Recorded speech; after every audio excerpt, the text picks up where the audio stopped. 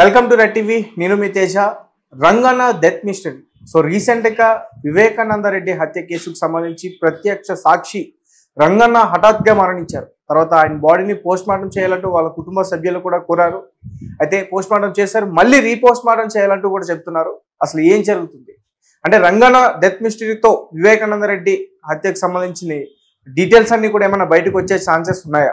ఇదే విషయాన్ని మనతో పాటు డిస్కస్ చేయడానికి సీనియర్ జర్నలిస్ట్ భరద్వాజ్ గారు ఉన్నారు. ఆయనతో మాట్లాడదాం. నమస్తే సార్. నమస్తే అండి. సో ఆల్రెడీ ఈ విషయం గురించి మనం డిస్కస్ చేసాం. సో అతని సహజ మరణం అనుకున్నాం. ఇంతకు ముందు కూడా అదే హత్య కేసుకు సంబంధించి వివేకానంద రెడ్డి గారి హత్య కేసుకు సంబంధించి చాలా మంది సహజ మరణం చెందారని మీరు చెప్పారు. అయితే రంగన్న డెడ్ బాడీని మళ్ళీ రీపోస్ట్ మార్టం చేయాలంటూ కూడా కోరుతున్నారు. సో దీనికి సంబంధించి ఎటువంటి డీటెయిల్స్ చెప్తారు? సహజ మరణాలు కాదండి, ఒక అతను ఆత్మహత్య చేసుకున్నాడు, మిగిలినవి మరణించారు వాళ్ళు. అందులో ఒక జగన్ బంధువు కూడా ఉన్నాడు. ఎవరున్నప్పటికీ చనిపోవటం అనేది జరుగుతోంది ఫ్రీక్వెంట్గా. ఇది జనరల్గా ఏ కేసులోనైనా సాక్షులు చనిపోతున్నారంటే ఆ కేసును డైల్యూట్ చేయటం కోసం జరుగుతున్న ప్రక్రియ అని అనుకుంటారు ఎవరైనా. ఎక్కడైనా జరిగే ప్రొసీజరే అది. అంటే కేసు గెలవాలి అనుకుంటే సాక్షుల్ని మేనేజ్ చేసి గెలవాలి, లేదు సాక్షుల్ని చంపేసైనా గెలవాలి. ఇది ప్రోగ్రామ్. అయితే ఇక్కడ సాక్షుల్ని చంపేసి గెలవాలనుకున్నారా అనేది ప్రశ్న. సాక్షుల్ని నిజంగా చంపేసి గెలవాలనుకుంటే అది ప్రపంచానికి ఈజీగా తెలిసిపోతుంది. అంత అమాయకంగా ఉండుంటారా? ఒకవేళ ఎవరి మీద ఇప్పుడు డౌట్స్ ప్రపంచానికి, జగన్ మీద, వైఎస్ భారత్ మీద, అవినాష్ మీద డౌట్, కడప ఎంపీ అవినాష్ మీద డౌట్. ఈ వీళ్ళని చంపేస్తున్నారు అనేది ఎస్టాబ్లిష్ కావాలి ప్రజల మనసుల్లో అనే ఉద్దేశంతో ఇదంతా ప్రచారం జరుగుతోంది. వాళ్ళు అంత ఇన్నోసెంట్గా ఉన్నారా అనేది ప్రశ్న. అంటే ఇలా చంపేయటం వలన, చంపేయటము మేనేజ్ చేయటం రెండు పద్ధతుల్లో కేసు గెలవచ్చు. మేనేజ్ చేసుకుని కేసు గెలవటానికి జనరల్గా ఎవరైనా చొరవ చూపిస్తారు, అంతే తప్ప చంపేసి తామిరుక్కునే ప్రయత్నం ఎవరు చేసుకోరు.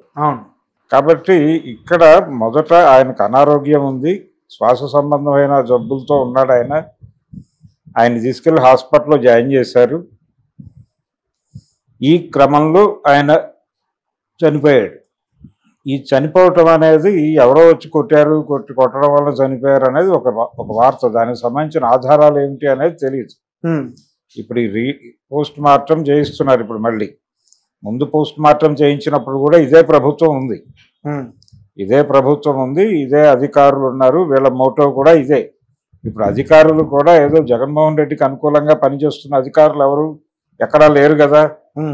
మనం చూస్తున్నాం, చాలా మందిని అరెస్ట్ చేస్తున్నారు, తీసుకెళ్తున్నారు. అంటే ప్రైవేట్ కంప్లైంట్ల మీద ఉత్సాహంగా స్పందించి ఆ ప్రైవేట్ కంప్లైంట్లో ఉన్న వ్యక్తులను ఎక్కడ ఉన్నా కానీ లాక్కొచ్చి కోర్టులు ఎమ్మడి తిప్పుతున్నారు కదా, పీటీ వారెంట్లు వేసి. పోసాని కృష్ణమురళి లాంటి వాడిని. కాబట్టి పోలీసులు చాలా అంటే హార్డ్ కోర్ ప్రభుత్వ అనుకూల పద్ధతుల్లో వ్యవహరిస్తున్నప్పుడు ఇక్కడ అతని పోస్ట్ మార్టం రిపోర్ట్ తేడాగా వచ్చే అవకాశం ఎందుకు ఉంటుంది? అంటే వీళ్ళు అనుకున్న ఎసెన్స్ దానిలో రాక రీపోస్ట్ మార్టంకి వెళ్తున్నారా అనేది ఒక డౌట్. ఒకవేళ రీపోస్ట్ మార్టంలో వీళ్ళు అనుకున్న ఎసెన్స్ వస్తే మరి ఆ అకౌంట్లో ఎవరిని అరెస్ట్ చేస్తారు? అవినాష్ నవైనా టచ్ చేసే అవకాశం ఉందా? లేదు, ఈ జరిగినటువంటి అన్ని మరణాల మీద ఏదైనా ఎంక్వైరీ చేస్తున్నారు. ఆల్రెడీ దీని మీద ఒక ఎంక్వైరీ చేయడానికి ఒక ఆఫీసర్ మీద వేశారు. అలా మిగిలిన మరణాల మీద కూడా విచారణ జరిపి చేస్తారా అనేది ఒక సందేహం. దీంతో పాటు ప్యారలల్గా మీరు ఎంతకాలం ఎందుకు డ్రాగ్ చేస్తున్నారు కేసుని అనేది ప్రధానమైన ఆరోపణ. ఇప్పుడు 6 ఏళ్ళు అయిపోతుంది, దాదాపు 7 ఏళ్ళు అయిపోయింది సార్. 7 ఏళ్ళు అయిపోయింది. 7 ఏళ్ల నుంచి ఆ కేసు ఎందుకు పెట్టు కూర్చున్నారు? తొందరగా అవగొట్టేసి ఆ నేరస్తుల వరకు శిక్షలు వేసేస్తే పని అయిపోతుంది కదా. మీరు ఇంకొక 5 ఏళ్ళు పెట్టు కూర్చుని వాళ్ళు చచ్చిపోయారు వీళ్ళు చచ్చిపోయారు అని గొడవ చేస్తే ప్రయోజనం ఏముంది? ఇంకో 10 ఏళ్ళు ఇలాగే నడుస్తుంది కేసు. ఇలాగే నడిచినప్పుడు మీరు తొందరగా ట్రయల్ కమెంట్స్ చేయాలి, వేగంగా ప్రాసెస్ కంప్లీట్ అవ్వాలి అనే దాంతో పనిచేస్తే తొందరగా కేసు డిస్పోజ్ చేసే ప్రయత్నం చేయండి. ఎందుకు లాగుతున్నారు? ఆల్రెడీ మీకు రావాల్సినటువంటి సాక్ష్యాలు వచ్చాయి. అక్కడ జరిగిన దానికి సంబంధించి మీరు ఎవరినైతే అనుమానించారో వాళ్ళని అరెస్ట్ చేశారు ఇంతకుముందు. అందులో కొంతమంది మీకు అప్రూవర్లుగా మారిపోయారు. అవును, దస్తగిరైన వ్యక్తి అప్రూవర్గా మారారు. అప్రూవర్లు ఉన్నారు మీ దగ్గర, అన్ని సోర్సు ఉన్నాయి మీ దగ్గర. ఇంకెందుకు? మీరు అనుకున్నటువంటి వాళ్ళని వాళ్ళు ఓపెన్ గా చెప్తున్నారు కదా, ఎవరు దీని వెనకాల ఉన్న సూత్రధారులు ఎవరు అనేది చెప్తున్నారు.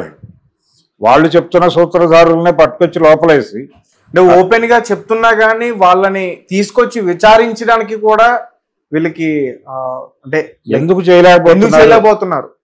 వ్యవస్థలు వాళ్ళ చేతిలో ఉన్నా గానీ. వ్యవస్థలు జగన్ చేతుల్లో లేవు.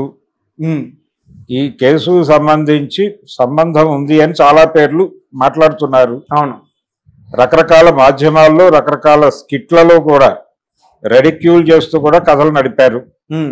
జగన్ కి సంబంధం ఉందన్నారు, జగన్ కంటే కూడా భారతి గారికి సంబంధం ఉందన్నారు, అవినాష్కి ప్రత్యక్ష సంబంధం ఉంది, అసలు ఆ రోజు అక్కడే ఉన్నాడు అతను అని కూడా అన్నారు. ఇన్ని మాట్లాడుతున్నప్పుడు వీటన్నిటిని సుమోటోగా తీసుకుని ఎందుకు అతన్ని లోపలేయట్లేదు? ఎందుకు కేసు జాప్యం జరుగుతోంది? ఇలా చనిపోయిన వాళ్ళ సవాళ్ళను పెట్టుకుని దాన్ని రీపోస్ట్ మార్టం చేసుకుంటూ కాలక్షేపం చేయటమేనా? లేదు ఈ కేసు క్లోజ్ చేసే ఉద్దేశం ఏదన్నా ప్రభుత్వానికి ఉందా? ఉంటే తొందరగా అది చేయటం బెటర్. ఈ రీపోస్ట్ మార్టంలు ఇప్పుడు వీళ్ళ మరణాలు సహజ మరణాలా అసహజ మరణాలా అనే దాని మీద మీడియాలో డిస్కషన్స్ ట్రయల్స్ జరపటం ఇదంతా దేన్ని సూచిస్తుంది? ప్రజల మనస్సుల్ని కలుషితం చేయాలి అనేది కనిపిస్తోంది ఇంటెన్షన్. ఓకే, మీరు ఇంటెన్షన్ బాగానే ఉంది, తొందరగా కేసు తేల్చి వాళ్ళనే లోపలేసేయండి. అప్పుడు ఇంకా ప్రజలకి అర్థమవుతుంది కదా ఎవరు నేరస్తులు ఎవరు కాదు అని. అర్థమైపోతే వాళ్ళని పక్కన పెట్టేస్తారు కదా ప్రజలు స్వయంగా, మీరు వేరే మ్యానిపులేషన్ చేసే అవకాశం లేకుండా. కాబట్టి ఆ దిశగా నడవాలి. ఆ దిశగా వెళ్ళి ఈ రంగన్న మృతి చెందిన తర్వాత సునీత గాని షర్మిల గాని, ఎందుకంటే ఎలక్షన్ టైంలో వీళ్ళిద్దరూ కూడా ఈ వివేకానంద రెడ్డి హత్య కేసు గురించి చాలా చాలా ఫైట్ చేశారనే చెప్పుకోవాలి. మరి ఇలాంటి ప్రత్యక్ష సాక్షులు మరణిస్తున్నప్పుడు వీళ్ళు ఎందుకు బయటకు వచ్చి మాట్లాడట్లేదు? ఇప్పుడు జగన్మోహన్ రెడ్డి సీఎంగా ఉండగా ఆవిడ తరచూ ఢిల్లీ వెళ్ళేది. ఎవరు? సునీత గారు. ఆవిడ ఢిల్లీ వెళ్ళేవారు. ఇక్కడ కూడా మీడియా ముందుకు తరచూ వచ్చి నా కేసు ఇలా జరుగుతుంది అలా జరుగుతుంది అని బాధపడేది ఆవిడ. ఆవిడ బాధకి ఆవిడ బాధపడతాను అంటే కెమెరాలు పెట్టడానికి చాలా చాలా మాధ్యమాలు రెడీగా ఉండేది. ఆమె ఏం చెప్తుందా అని కాదు, ఆ చెప్పిన దాన్ని అవతల వాళ్ళని కంట్రోల్ చేయడానికి ఎలా వాడచ్చా అని. ఎవరిని ఆవిడ ఏం మాట్లాడుతుంది? జరగట్లేదు, నా కేసు ముందుకు వెళ్ళట్లేదు, నాకు అన్యాయం జరుగుతోంది అని మాట్లాడితే చాలు. చెల్లెలికి అన్యాయం జరుగుతోంది, బాబాయిని చంపిన వాళ్ళని పట్టించుకోవట్లేదు అని అప్పటి సీఎం మీద దాడి చేయడానికి ఇది ఉపయోగపడుతుంది. కాబట్టి ఆ రోజుల్లో తెలుగుదేశానికి సంబంధించిన మీడియా అంతా అక్కడ కెమెరాలు పెట్టుకుని కూర్చునేది. ఇప్పుడు ఎవరు పట్టించుకుంటున్నారు? ఇప్పుడు ఆవిడ మాట్లాడితే ఒకవేళ అదే కంటెంట్ ఇప్పుడు మాట్లాడితే 10 నెలలు అయిపోయింది ప్రభుత్వం వచ్చి ఇప్పటి వరకు ఏమీ జరగలేదు నా కేసులో అంటే ఇదే అటెన్షన్ పే చేస్తారా? అప్పుడు పే చేసిన అటెన్షన్ ఇప్పుడు పే చేస్తారా? చెయ్యరు కదా. అందుకని మీడియా వెళ్ళటం లేదు, వాళ్ళు మాట్లాడటం లేదు. అదొక విచిత్రమైన పరిస్థితి. లేదు దీన్ని సీరియస్గా ఏదన్నా అభయం దొరికిందా, ఏమన్నా సాక్ష్యాలు దొరికేస్తే కేసు జరిపేయండి. కేసు తొందరగా ట్రయల్ కంప్లీట్ చేసి సెక్షువలైజేషన్ లోపల పడేయండి. ఓకే, తర్వాత వాళ్ళు కంటెస్ట్ చేసుకుంటారా